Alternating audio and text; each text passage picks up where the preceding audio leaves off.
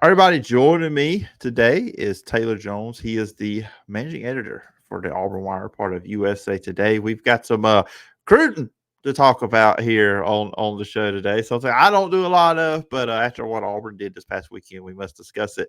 And Taylor, appreciate you coming on. Hey, always a pleasure, Phillip. Happy to talk about any and everything going on with Auburn as we head into the month of August. Things are really starting to heat up, and looking forward to getting everything rolling again. Yeah, it was a big weekend.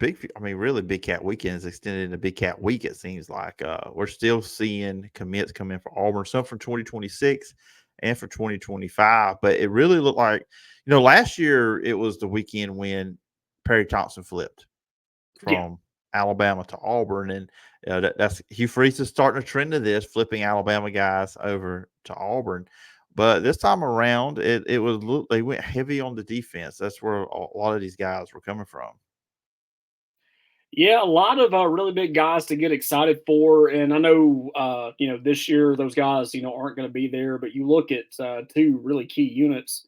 The cornerback and the safety position are basically depleted. I mean, you had Jalen Simpson, Nehemiah Pritchett, DJ James all go to the NFL, and basically Keontae Scott is the more experienced guy that's coming back, and he's known more for being a returner than he is a defensive back. So it's going to be interesting to see how that works. But you do have Jaron Thompson coming in from Texas that's going to come in, fill the hole. Kay and Lee, Spoody Knight, Antonio Kite, rather, Spoody, as we called him up here in this part of the state in Northeast Alabama from his days at Anniston.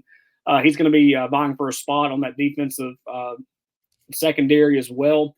So a lot of I really don't want to say advantages because I feel like that's kind of a negative term because we have some really talented players that are on that defensive side, but a lot of good things are going to be coming and they're going to be there kind of as placeholders until they come in. But yeah, that 2026 linebacker class is spectacular. And the good news is all of them come from the state of Alabama. So not only is Hugh Freeze getting those big fish, but he's keeping them all in state too, which is pretty impressive and going to be really important going forward. Yeah, one of the you talking about the secondary talk. One of them was Blake Woodby, uh, 4-star cornerback, choosing Auburn over Maryland and Oregon. He's Baltimore native, and I was looking too. Auburn's got like four other corners signed for 2025, so it's kind of like foreseeing that issue, like you were mentioning there. Yeah, that will kind of allow Kite and Lee to kind of be the leaders. Once that group gets in, they can learn a lot while also getting those young guys a lot of time. Uh, Blake Woodby, he was a kid that he came. He'd been on a few visits since the summer started, and he was one of those kids that I was like, we hear him talk a lot about Auburn, and this is the place he wants to be, and he really likes the way things go here. And I'm like, well, what are you waiting on, kid? I'm surprised it took him this long to finally commit, but he was once committed to Ohio State. They got another one of his high school teammates that committed a couple of weeks ago from the Baltimore area as well. He finally came to Big Cat, and basically as soon as he got on campus, he was like, "All right, coach, here's what we're doing." So Blake would be a huge addition. And then you got the one that Auburn got on Monday with Anquan Fagans.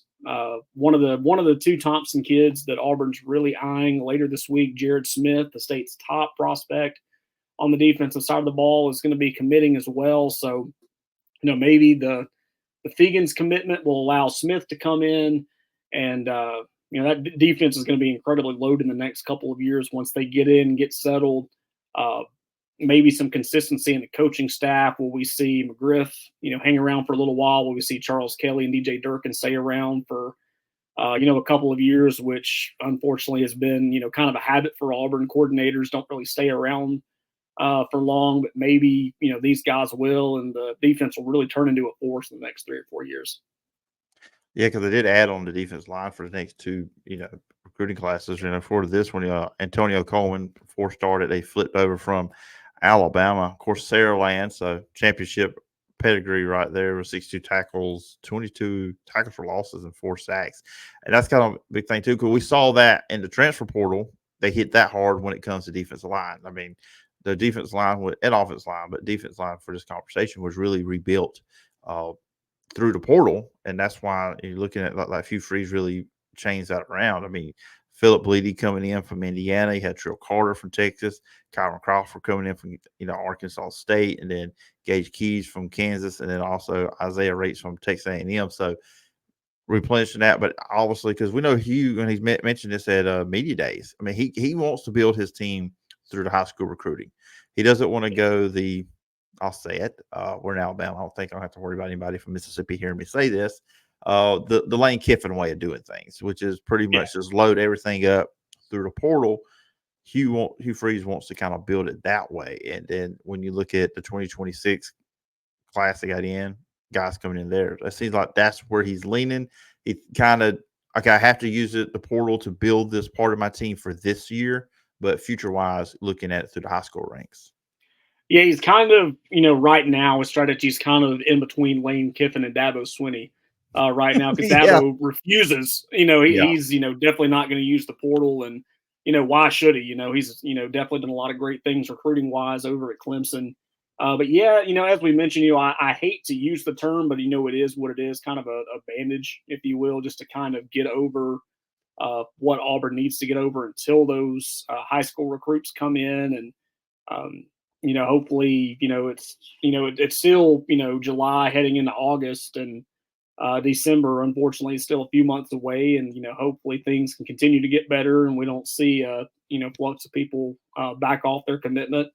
And, we've already seen a couple so far where they've backed off their commitment for a second. You talked about Antonio Coleman, one of those from Saraland, backed off his Alabama commitment to come to Auburn, then backed off to Auburn, went back to Bama, and now he's back with Auburn again. And saw somewhere earlier this week that the Mobile Media Days that he said, Auburn fans don't have to worry about it. I'm done with this. So whatever they did to convince him to stay, it worked. And I think, I don't know if he's officially going to shut down his commitment, but, you got to think about, just wanting to find a place and be done with it. Because I think that's one of the big things that high school kids, want to deal with right now, is because you get a lot of attention from a lot of coaches, and they're going to do whatever they can to get you. And, by the end of the day, it just gets nerve wracking. It's very stressful for a, 16, 17-year-old kid to deal with. So, Coleman's probably going to be done. And then you got to think of the tight end, Hollis Davidson. He also did that too. He backed off his pledge for a couple of weeks. Florida State was, high on him, but then he decided, I'm going to stay with Auburn. So, a lot of things can happen. A lot of big things, positive and negative, can happen. But it's just, a big thing Hugh Freeze is doing right now to try to get some leadership in there, get some skill, try to build that position up, maybe let those young guys feed off those older guys. And then by the time they're, sophomores or maybe even redshirt freshmen, they'll be ready to run the SEC defense. And of course, now, we're Auburn's about to get going with camp and everything else. So, we always talk about SEC Media Days as like the unofficial start of the football season. I always felt like we had a few more weeks between SEC Media Days and start of camp, but we are here. It's right in front of us. I'll say this, outside of quarterback and Payton Thorne, what's kind of like for you the biggest thing you want to pay attention to with Auburn as they go through training camp, as they get ready for the season? I want to look at running back because Jarquez Hunter, I feel like, is out of everything. You have a revamped wide receiver room. You have a really talented offensive line. But I feel like if Jarquez Hunter has a great game, then Auburn's going to have a great game. And he was so close to getting 1,000 yards this year. I feel like if he gets 1,000 yards and at least 10 touchdowns, then Auburn's offense is going to do, everything's going to fall into place for them. Thorne's going to be more comfortable throwing to his receivers. The receivers are going to be more comfortable rolling their routes, knowing that not all the pressure is going to be on them, especially Rivaldo Fairweather. He's a guy as a tight end that, we talked about Auburn not using a tight end for years, and then they pretty much only used the tight end last year to get things done. That takes a lot of pressure off him. Jarquez doesn't necessarily have to run everything too, but if he has a great game, I feel like everybody else is going to be loose and they're going to have fun and they're going to do what they need to do to win. So the running back position is definitely what I'm looking forward to seeing. Offensive and defensive lines, of course, are going to be big and experienced. We talked about it earlier. The secondary is something I'm also going to be keeping my eye on, just because there's a lot of questions. We don't really know what to expect from those guys. We saw Kayan Lee a lot last year, and I'm expecting him to have a breakout season as a sophomore to really step into a starting role and really command that unit. Is Keontae Scott, going to have a great year as a full-time defensive back in addition to his returning duties? How are the transfers going to do? So offensively, I'm looking at Jarquez Hunter. How does he improve? And then the defensive secondary as well. How are they going to play? Because coaching is not going to be an issue. You have Crime Dog and Charles Kelly back there working with those guys. So, coaching is not going to be an issue at all. But how are those guys going to fit into the defense? Is it going to be a weakness, or is that end up going to help them win a couple of ball games by breaking up passes and picking off some passes too? So defensive secondary is probably the biggest question I have, but I feel like Jarquez Hunter's success is going to be what allows the offense to be successful. Yeah, I feel like any Auburn fan can have a lot more confidence in the defensive staff this season than it did last year. And that's not saying the staff didn't do a good job last year, because really they did. Auburn's defense was a lot better, I think, last year than I thought. I think Auburn's biggest problem defensively last year, just no depth. I mean, they had Yeah. good starters, but if those guys got tired, and you kind of see it sometimes late in games or even later in the year, just it was an issue. But with DJ Durkin, you talked about, with McGriff, with Charles Kelly, all the guys they have on that side of the ball, the staff. I mean, you basically have somebody, DJ Durkin, a head coach on defense. I mean, that's basically, and now Hugh can focus so much on the offense again and other stuff he needs to do. And you bring up Fairweather. I think last year, and I've heard other people talk about this too as well, early on in the year, he was open a lot more, but then teams figured, okay, these receivers can't get open. Let's just make sure Fairweather does not beat us. But now, when you look at Cam Coleman, I mean, I think we can already maybe I'm jumping the gun a little bit here, Taylor, but I think we can pencil in Cam Coleman first round of the NFL draft when he comes out. It's just the talent's there. All these receivers, I mean, Keandre Lambert Smith from Penn State, I mean, Robert Lewis. I mean, it's just they got talent all over the place. I think we all talk about Cam Coleman, these other guys. Rivaldo Fairweather could be the breakout performer for this offense, just because those guys are going to open the door up for him so much to have more passes thrown his way. Yeah, the one thing I like about this receiving core is they have a lot more height than they did last year. I feel you've Yes. got, I think Big Play Dre is what they're calling him, Keandre Lambert Smith. He's a tall kid. Cam Coleman's a tall kid. Perry Thompson's a tall kid. I think Robert Lewis is probably more on the smaller side, but he's quick. He's definitely going to be good. And then you've got to be a big guy to play tight end as well. And Rivaldo Fairweather is going to be the guy that a lot of people are going to target. But you've got Brandon Frazier and Luke Deal, who can also catch a ball too, in addition to blocking. Their big presence too. So the height advantage, I feel like, is really really going to help. If you look at some of the receivers last year, you had Coy Moore, not very tall, and that'll help the advantages as well over on the corners. Try to beat those 50-50 balls, and the speed really helps too. And I feel like it's going to be completely different at Auburn next year or this year. And listen to Hugh Freeze speak over the summer. He feels that Payton Thorne will get a lot better too. And a lot of Auburn fans are like, I just don't see it. I just don't see it. But I believe it was the 2021 season at Michigan State where he led them to 10 wins, and they won the Peach Bowl in Atlanta. I mean, he had two really good receivers, and one of them wasn't even Keon Coleman. He had two receivers in addition to Keon Coleman, who he threw to. And I feel like if the receivers are good, he's going to be good too. So that was kind of his mission, is like, whatever we can do to put the best supporting cast around Payton Thorne, we're going to do. So the receivers are definitely going to be the it factor for how well Payton Thorne performs this year. Yeah, absolutely. I've been talking about it a lot, and Hugh Freeze too as well. I mean, we've heard him talk about it. Like, everybody questioned, why did you stay with him? Why didn't you go into the portal? And I also think there's probably some truth to the logic too. If you go get one in the portal, if you get somebody that's not just a 1 year guy? Well, one, Payton Thorne would have left. Number two, if it's a guy that's going to be there multiple years, you've got these three young quarterbacks. Honestly, I think Holden Gardner is probably eventually going to hit the portal. I just think it's going to be either Hank Brown or Walker White in the future. That's just the way I feel.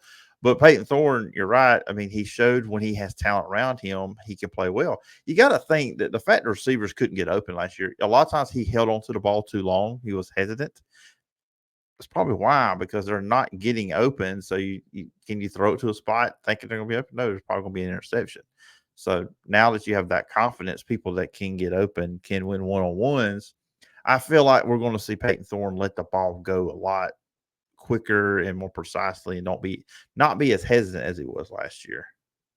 Yeah, he can also run too. That's Yeah, probably that one of too. his more underrated Shocking. qualities. I did not know he could. I remember when he signed. I was looking up highlights. Taylor, I don't remember seeing Michigan State highlights of him taking off and running 80 yards like he did against Georgia. That was like Yeah. whoa! I didn't know you had this in your game. So maybe, if there is, a play or two where, the receivers aren't getting open, then, possibly he can take off running. That experienced offensive line is going to help with that.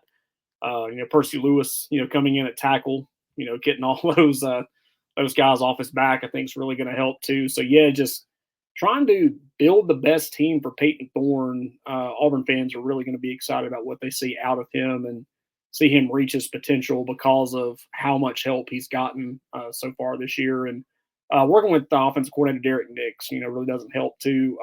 Really helps too because Nix was at Ole Miss for 16 years. The fact that he survived many coaching changes at Ole Miss and was still there is astonishing to me in this day and age. But you look at all the quarterbacks that played for Hugh Freeze at Ole Miss, Chad Kelly and Bo Wallace being the two that really stand out to me. They had plenty of receivers to throw to. DK Metcalf, AJ Brown, just several of the ones. So you have that combination of Derek Nix and Hugh Freeze, working with him. You got a revamped wide receiver room. Payton Thorne is probably going to surprise some people this year. I don't know how well, is he going to be on the level of Quinn Ewers or, any of those players like that? I don't know. But I think he's going to surprise more people than he did last year. That's for sure. Yeah, and looking at the schedule too, lastly, with Auburn going into season, those first 5 at home, which I know Hugh Freeze and I was listening to Andy Burcham's podcast with the AD John Cohen. Both looks not ideal for fans, 5 in a row at home like that, but it's also a great opportunity. And Hugh Freeze talked about this at media days. Alabama A&M, Cal, which I still, Taylor, wish they would have made Cal play an 11 o'clock game after what they made the Auburn people do last year. But that's not up. That was not up. You So gotta I you guess gotta you gotta talk to the ESPN folks about that one. yeah, Where I all guess the money I is. guess they weren't about that. Maybe if Cal was in a conference, which they're in ACC, which is weird, but if maybe it was in a conference that was like the Big Ten, so they're on Fox a lot. That's how we're going to stick it to the competitors. We're going to put one of their teams on the 11. But anyways, New Mexico, and I always, people are going to ask, wait, didn't Auburn lose them last year? No, that was New Mexico State.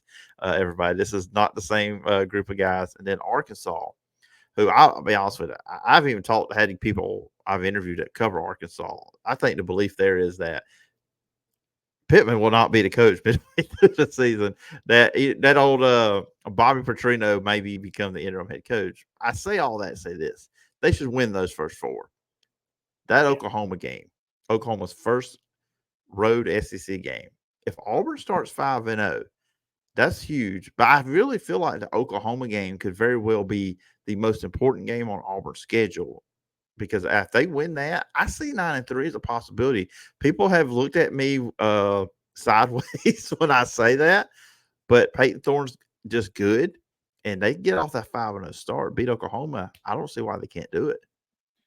Yeah, I like it now that there's no such thing as the SEC West anymore because you don't have to deal with Ole Miss anymore. You don't have to deal with LSU anymore. Texas A&M is kind of a toss up. I'm waiting to see what they do under Mike Elko. It's nothing to do with Coach Elko at all. With all due respect, it's just a lot of the times when Texas A&M is supposed to be good, they don't deliver. Kind of like Notre Dame. They are always ranked high, and they talk about uh, Kyle Fields intimidating, and they're going to win all these games and all, but you just don't really know how what they're going to do.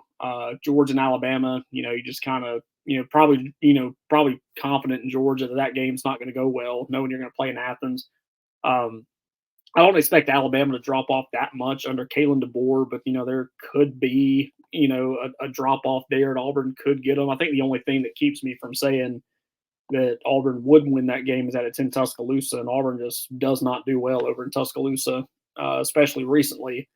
So, those two games are kind of, iffy right there. The Texas A&M game's iffy. The Oklahoma game's iffy. But you also, have Kentucky, which is a very winnable game, Vanderbilt, which is a winnable game. And I say that knowing that, you brought up New Mexico State, Jerry Kill and Diego Pavia are now at Vanderbilt. And so they're going to be coming. Auburn's revenge right there. They're going to be coming back to Jordan-Hare Stadium in October. So that's kind of makes me nervous. But, it's probably just a superstition thing. I don't know how much we really need to worry about that game, but that is an interesting storyline. Jerry Kill and Diego Pavia, which are the two thorns in Hugh Freeze's sides. If you can remember the year before, Hugh Freeze came and he led Liberty. I think it was like 9-0, 10-0 or whatever, and then just got boat raced by New Mexico State. That just, I don't know what the deal is there, but hopefully they can get revenge, like you said, and kind of hop off their back and get a win over them. But I mean, they have a very manageable college SEC schedule. It kind of stings that their two biggest rivals are Georgia and Alabama, and the SEC wanted to preserve those rivals. But outside of that, you had 9-3, 8-4. Depending on what happens with the Oklahoma and Texas A&M game, I feel like are going to be the two swing games. But 9-3, 8-4, definitely doable for the Auburn Tigers, especially if they get a good run and go 5-0, like you mentioned, and kind of carry that confidence into Athens in Week 6. Yeah, and then good thing for them after Georgia, they're off. They have an off week, which they have 2 this year, which I kind of like because it just extends the football season even longer from instead of 13, it's 14 weeks of the regular season. And then, just the Missouri-Kentucky games, I think both are winnable. I'm not high on Missouri going into this year, but going there and then going to Kentucky, we'll see with Brock Vandagriff, the new quarterback at Kentucky. But, Vanderbilt and Louisiana Monroe. The other team, Alabama fans probably have nightmares when they hear that name. That's one of those that could be 50 years, 100 years. They will never live down, losing to Louisiana Monroe. But, so it's going to be interesting. Did I see, real quick, talking about that, and then we'll close on this. Did I see correctly Auburn has scheduled Jacksonville State for the future? Yes, in 2026. So 11 years after that have they not terrible learned? Have they not learned? Game. Yeah, but I've got to give it to Greg Seitz, the athletic director at Jacksonville State. I mean, this is just one of the many reasons why I respect the heck out of the guy. But he goes after Auburn. He's not afraid to get the big guys on the schedule. I think he's got Louisville this year. He's got UCF in 25 and then Auburn in 26. He went after Rich Rodriguez, as the head coach. He went after Steve Batson, I believe is his name, who used to be the baseball coach at Missouri. Now he's a head baseball coach at Jacksonville State. He went after Eli Gold to be a broadcaster too. He is not afraid to go after the big guys, and usually it works out in his favor. So, first of all, tons of respect to him. But second of all, it's definitely going to be a scary one. I'm not sure how that one's going to go. Jacksonville, or if, Rich Rod, if he has another successful season this year, if he doesn't take a bigger job in a Power 4, that's so weird to say too, but I guess it's officially Power 4 now. Job, is he still going to be there in 26? If not, I'm going to be terrified for the Jacksonville State Gamecocks because not only did they scare Auburn in 2015, but they've beaten Florida State. They've, given a lot of teams a run for their money, kind of like how Troy did, back in the day, which I guess Troy's, still scary. They've beaten LSU in the last couple of years, but I remember Bobby Bowden saying that, Troy was the, toughest team he had ever played that year when they gave Florida State a scare. So, not sure how that one's going to go. A lot of things could be different by then. It could be a blowout. It could be another shocker. I don't know. But, when I saw that, I kind of saw red and, stared at the screen a little bit like, oh, no, are we really going to go through this again? But, looking forward to that one because I think that's the return. No, Baylor's going to come to Auburn that year, and Southern Mississippi is also on the schedule too. And I guess we'll kind of wait around to see what the if the SEC is going to be a 9-game schedule at that point. If not, they'll have to add a FCS team, I feel. But yeah, that's a pretty stout schedule from the non-conference side anyway, just looking at it this far out. Yeah, I just saw that. And it just popped in my head. We're talking about that with the Monroe part of all things with Alabama in the past. So Auburn and Yeah, next. the Monroe game is going to be interesting too because Brian Vincent, a Alabamian, is going to be bringing his team into Jordan Hare Stadium. Now you know it would have been nice if they would have done this a couple of years ago when Terry, Bowden was head coach. Yeah, I So wonder. I mean, I don't know. I can't remember how long ago it's been since they scheduled this, but I kind of wonder if he was still the head coach when they made this schedule. Yeah, that would have been interesting.